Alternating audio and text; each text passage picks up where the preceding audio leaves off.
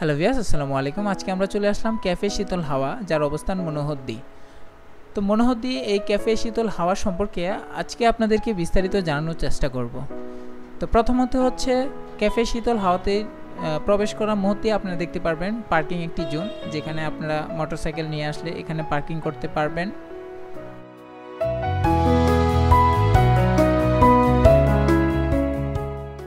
তো আমরা মূল ফটকে প্রবেশ করার পর খুবই চমৎকার কিছু দৃশ্য আমরা দেখতে পাচ্ছি। তো এখানে খুবই চমৎকার নান্দনিক কিছু কটেজ রয়েছে, যেখানে হচ্ছে খাবারের ব্যবস্থা রয়েছে। আপনারা যদি এখানে চাইনিজ আইটেম কিছু খাবার খেতে চান, তারা এখান থেকে আপনার ফাস্টফুড টাইপ চাইনিজ আইটেম সবগুলো খাবারই পেয়ে যাবেন। আর খাবারের বিষয়টা হচ্ছে আমরা পরবর্তীতে বলবো, কারণ খাবারের রিভিউটা আমরা পরবর্তীতে দেব। তো আগে হচ্ছে আমরা পুরো ক্যাফেটা ঘুরে দেখব। আসার পরপরই আপনার ফ্রেশ হওয়ার জন্য একটি ওয়াশরুম পেয়ে যাবেন এবং একটি বেসিন পেয়ে যাবেন। তো এখানে দেখা যাচ্ছে যে খাবার আপনারা যদি কোল্ড ড্রিঙ্কস কিছু খেতে চান, সেক্ষেত্রে এখান থেকে খেতে পারবেন। এবং কি খাবারের ভিতরের পরিবেশটাও কিন্তু খুবই চমৎকার ছিল। তো আমরা হচ্ছে ভিতরে কিছুক্ষণের জন্য আমরা প্রবেশ করি।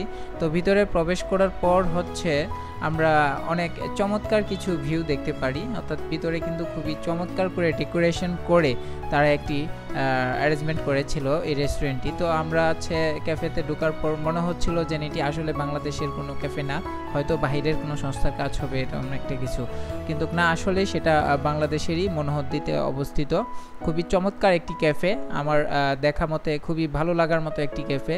আর এখানে খাবার দাবারের পরিবেশটাও খুবই ভালো।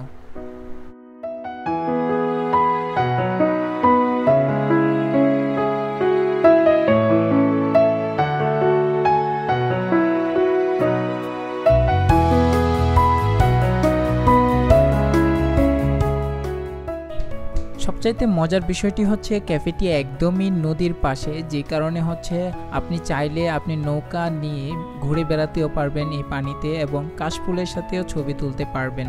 এক্ষেত্রে হচ্ছে আপনার সর্বদিক দিয়ে হচ্ছে খুবই চমৎকার একটি প্লেস কিন্তু এই ক্যাফেটা। এবং আপনি চাইলে কিন্তু দোলনাতে দোলও খেতে পারবেন। এখানে খুবই নিরিবিলি একটি পরিবেশ। আসলে একদম বাজারের ভিতরে এই ক্যাফেটি পড়েছে, মানে মনোহরদী একটি ব্রিজ রয়েছে কাপাসিয়া রুটে, ওই ব্রিজটা পার হবার পরই কিন্তু এই ক্যাফেটি, মানে খুবই চমৎকার একটি অ্যারেঞ্জমেন্ট করেছে কিন্তু এই শীতল হাওয়া। যাই হোক, আমার কাছে ব্যক্তিগতভাবে খুবই ভালো লেগেছে এই ক্যাফেটি। আপনি যদি আসতে চান অবশ্যই আপনি নিরাশ হবেন না। এখানে আপনার প্রিয়জনকে নিয়ে, আপনার ফ্যামিলিকে নিয়ে অবশ্যই এখানে ভালো একটি সময় কাটাতে পারবেন।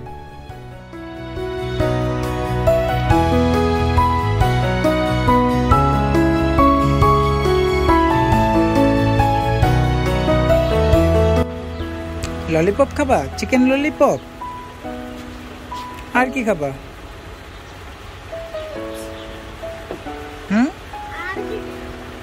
আর কিছুই খাবা না? পিছনে সামু, পিছনে রাখো। মশলা আছে, হাই পে চিকেন আছে 2 পিস, টুলিংস সাথে 3। কোনটা খাবা দেখো? খাওয়া দাও, খাওয়া দাও।